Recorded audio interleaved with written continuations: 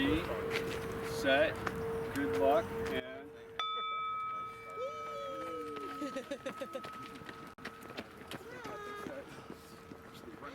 I want to see who makes it to the end.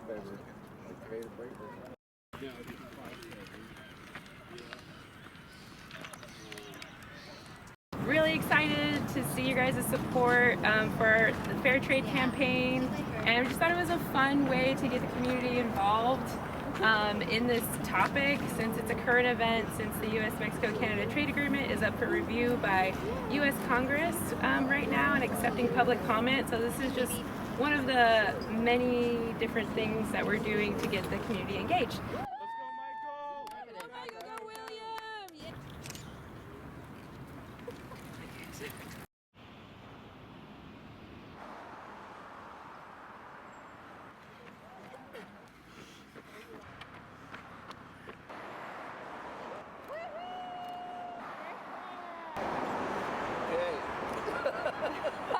I came out here today for two reasons.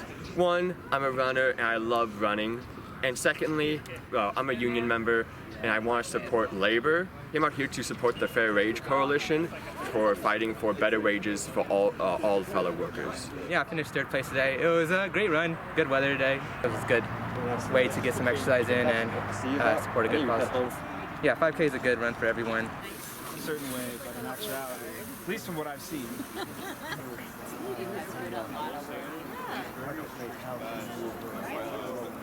From what I can see, psychopaths seem to be the most aligned.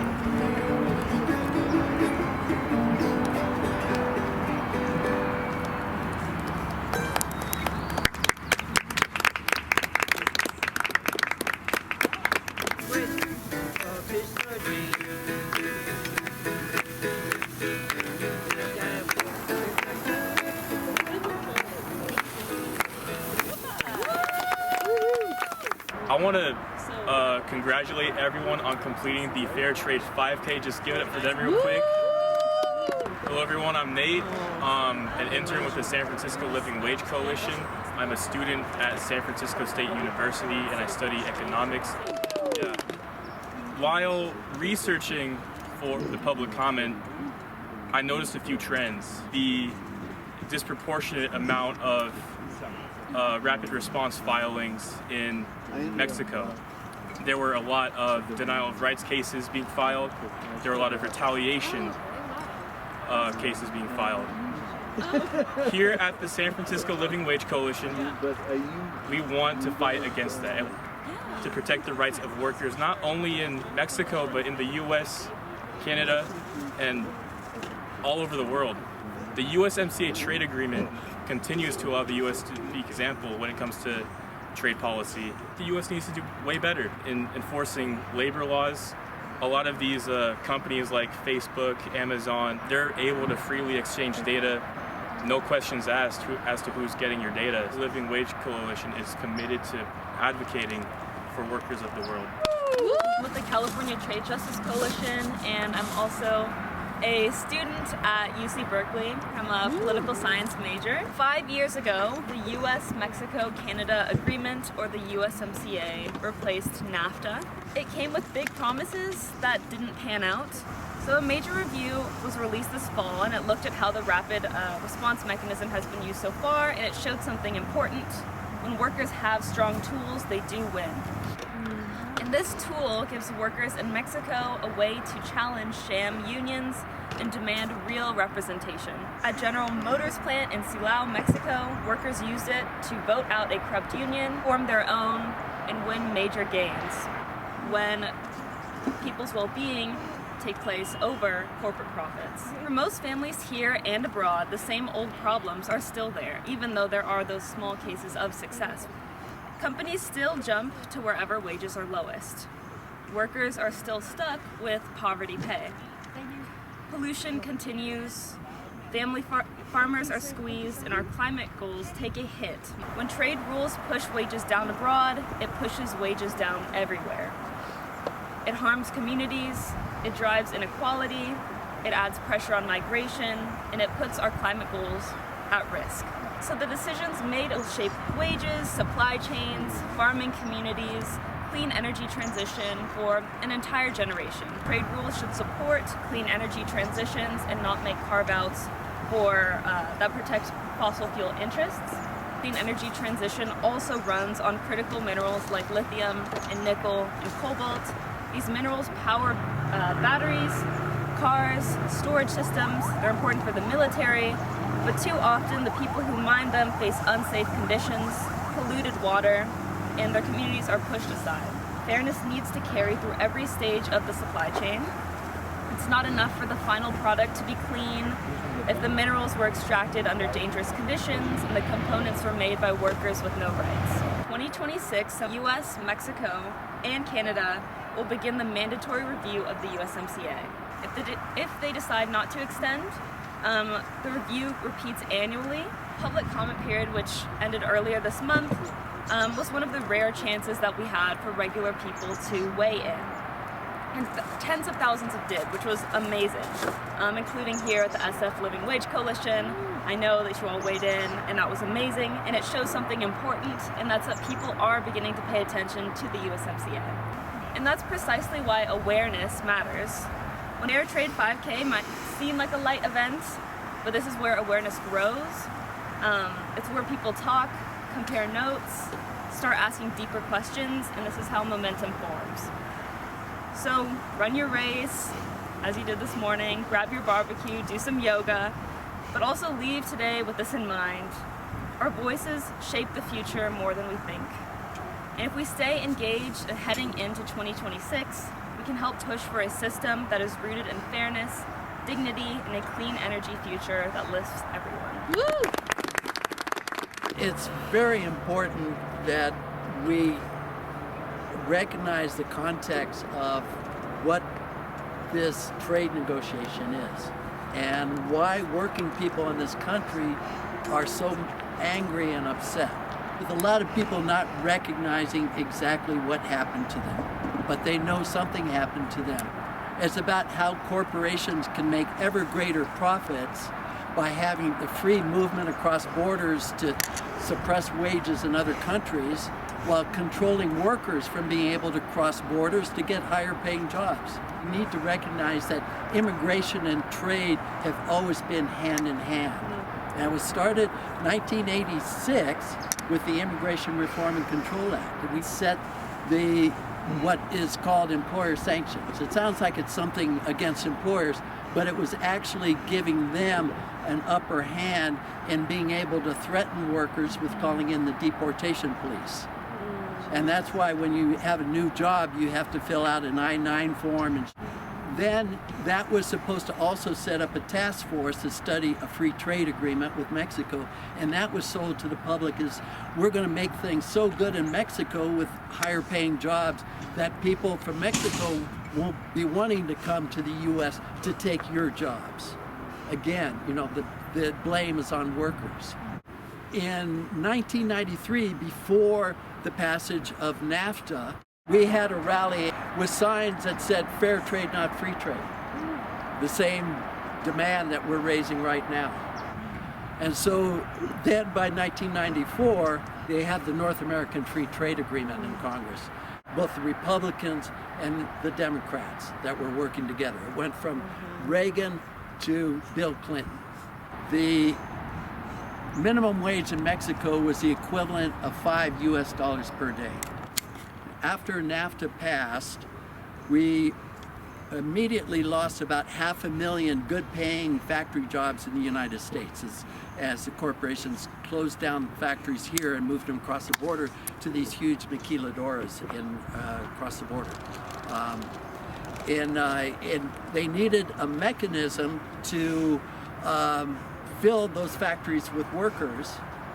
So they forced Mexico to open up their market to U.S. agribusiness. You know, think Monsanto, dumping of cheap corn in the Mexican market that forced the displacement of more than 2 million farming families in Mexico. Lost their farms and were forced to migrate up to the border areas to work in the maquiladoras or cross the border into the U.S. to work in meat packing or the U.S. service industry or agriculture, and then the U.S. immigration policy was used to depress their wages there. So on both sides of the border, wages were being pushed down. In 2008, the San Francisco Living Wage Coalition was doing work supporting workers in Mexico, the workers in the huge factories, the maquiladoras in Mexico. It was 2016. The trade justice movement successfully fought off an initiative to spread kind of a NAFTA-type trade agreement all across to 12 different Pacific Rim countries called the Trans-Pacific Partnership. And that was killed in the Congress. At one point, the only people that were supporting it was Obama and the Republicans in Congress. But because Hillary did not campaign in the Rust Belt states against that, Trump was able to kind of fool the public and make them think that he was going to do something about trade agreements. Well, he didn't really do anything except bring up the NAFTA for renegotiation. And it was the trade justice movement in this country that fought to get worker protections. And in 2018, when NAFTA was to be renegotiated, the minimum wage in Mexico was the equivalent of $4 US per day. Andrés Manuel López Obrador was elected president of Mexico, and he immediately doubled the minimum wage along the border areas, where workers started organizing independent unions in their factories. In the case in Piedras Negras at BU Manufacturing, an auto parts factory, we then saw kind of the weaknesses in the rapid response mechanism. They were under a remediation plan ordered by the Mexican government and the Department of Labor. The company just thumbed its nose at the Mexican government, said, we're not going to follow through with this, we're going to close down the plant, and rather than negotiate a union contract with these workers. And they got away with it. We had a Zoom meeting with representatives from the Department of Labor, the U.S. Trade Representative, the General Counsel, and we were told there's nothing that can be done because the U.S. Mexico-Canada Agreement only specifies the facility, the factory, and not the company. So once they close down the factory, there's nothing that can be done about it. So that's what we need to be in the trenches fighting. You know, we did it before when it was renegotiated. We went all across the country organizing visits to congressional offices, getting major gains and changes and protections in the U.S. Mexico-Canada Agreement. Right now, we need those protections to also be applied to workers here in the United States, protecting their right to organize. And this is an issue that Trump is very vulnerable on. He is trying to sell himself as going to be doing something for working people in this country. We all know, that's a falsehood, but it gives us some pressure points and we can start, to really forcing the hand of these members of Congress. That's kind of the history of it, and that's why this moment in history, why it's so important right now that we're engaged in this. Some of the work that San Francisco Living Wage Coalition's done this year, starting with the Fair Trade campaign, we created a public comment that was submitted before November 3rd. We're going to take our public comment and again to deliver it to Nancy Pelosi's office. And we went to Nancy Pelosi's office to urge her to sign the Delore letter. We're still trying to get an appointment with her. together. We're just going to continue to put the pressure on Congress to consider our improvements for this trade agreement. And supporting the Starbucks Workers United union, phone banking, flyering, sip-in protests, collecting pledges not to cross the picket line if they go on strike, hosting many events at various Starbucks in the city. 65 Starbucks across the nation went on strike, and we went to the last unionized Starbucks in the city, and it was shut down. So union busting is happening right here in our city. Immigrants, the NorCal TPS Coalition, San Francisco Living Wage Coalition helped organize a rally for the court hearings, a lawsuit against Department of Homeland Security Christine Noem for unlawful termination of temporary protected status. A lawsuit filed by the National TPS Alliance. So we wanted to support them.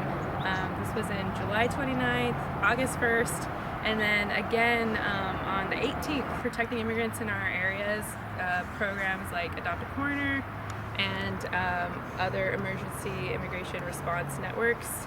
We also have been doing research and going to commission meetings for the Sweatshop Procurement Advisory Group that is being under threat of being taken away. What the Sweatshop Procurement Advisory Group Commission does in San Francisco is they make sure that the city doesn't get uniforms made from sweatshops. Events like these help fuel this work and this campaign. So I just want to say thank you so much for your continued support, and I think we should do this again next year. Spend this time here to open up your chest, bringing the shoulder blades together, and then release the arms down. Take an inhale. In the exhale, move the back leg forward. Ha! And move the back leg forward. Good. Great. Yeah. Woo! Okay, let's do it one more time. A little faster. Okay, so let's straighten the feet so that we feel comfortable, because if we're too close, we feel off balance, right? And then if we're too far apart, then that's not quite right either. So it's either hip distance apart or just slightly open. And for the power pose, it's just simply bringing the hands to the hips and again opening the chest up so that we can have an open heart for whatever it is that we're doing.